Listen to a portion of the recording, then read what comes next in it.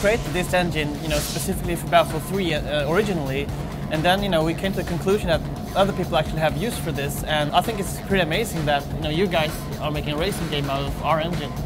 It is, definitely, because without the engine, we wouldn't have been able to deliver our concept and using the key technologies that the engine provides.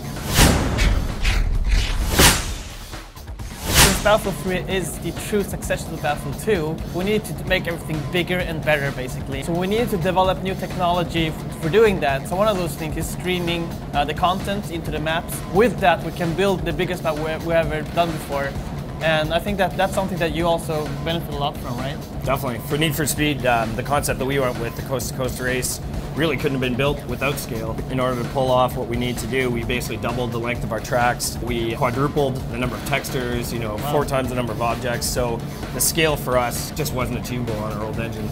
And it's the terrain system that you guys developed, obviously, that allows us to basically have our vistas that we have. When you drive down the highways, you can see for miles out in the desert, you can see for miles out in the mountains, and it really sells that sense of journey in Need for Speed.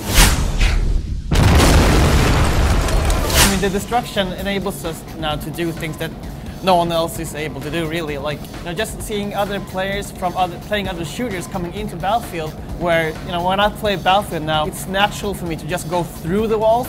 So if I'm driving a tank and there's someone hiding behind the wall or a sniper somewhere far away, I just take out the whole building or the wall that he's hiding behind. While, like, you say people that not used to playing Battlefield and they're trying to run around the walls all the time, and I'm just like laughing at them what they're doing. It's kind of cool to see how that also is implemented in Need for Speed. Yeah, for sure. In Need for Speed, it basically allowed us to create the epic journey we wanted to create for Jack as he's on this coast-to-coast race. Car racing has often been a very sterile environment, doing laps around a circuit. And as a genre, I don't think we've actually made the advancements that you guys have made yet. So for us, it was all about harnessing that power to create objects you smash through on shortcuts, or whether you're driving down Chicago and you're being chased by a helicopter and cars are blowing up and you're seeing pillars explode all along the drive. It really has allowed us to set the bar a little bit higher as a racing game across the board. So we wrote the whole rendering engine from scratch, and that enables us to have more light sources to make it more cinematic. We can do both indoor and outdoor lighting, so you see actually real shadows going around the game. And just with the destruction, we have all these explosions and the smoke coming out. We needed the particles, so the effects look really good as well, like really cinematic.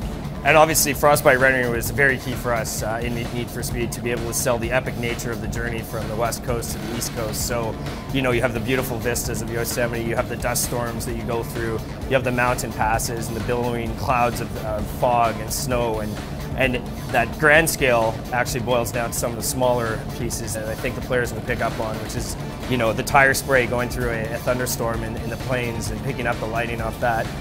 Chicago, there's blasting pillars and dust and picking up the lights from the taillights and the headlights of the car, and the dynamic lighting as you go into New York at sunset, and it's just an amazing vista of visual environment from start to finish that it really sells the journey the player goes on in this race. When developing Frostbite 2, we needed to push the level of immersion of the game. One of the key elements for immersion is obviously sound.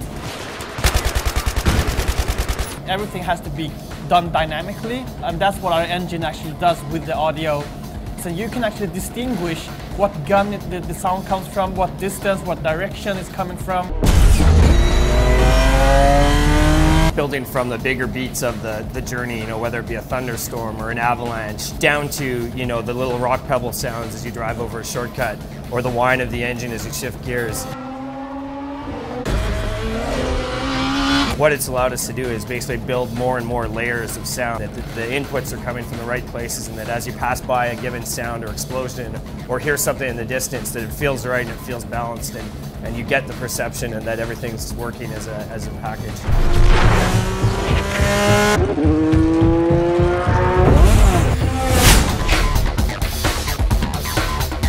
So we looked at this sports game actually, looking at FIFA and Madden, and what they've done, like the players when they're running around, kicking the ball, it looks so realistic. And imagine that we took that animation system and brought that into a shooter game. So when the soldiers are running around, gunning each other, It looks so fluid, so realistic. And then for us, we start the game and it's a very tense, cinematic moment, and Frostbite basically has allowed us to create that very human aspect, which is one of our key tenets for the game, and really bring the emotion out in Jack as he opens the game up. And beyond that, I mean, as we've described some of the moments you go through over the course, a lot of them are very animated moments, and so the animation engine of Frostbite has allowed us to pull off some of these moments and these epic beats in the part of the journey that we wouldn't have been otherwise able to pull off. I think it's great that we've made this engine and then be able to share it with other teams and just like focus on actually making the game and not the technology. Just that we actually got stuff back from you guys. We have roads, and they built a tool for building roads. We actually could bring that tool back to Battlefield so we could build roads faster, for example. I think that's pretty cool. And then for us, we knew the game we wanted to make. We looked at a number of different options, and Frostbite 2 was the one that allowed us to develop the concept and build the game that we wanted to do. What we've delivered this year, we're very proud of, but we see even greater things in the future. The run is just the start of what we think we can do with Frostbite.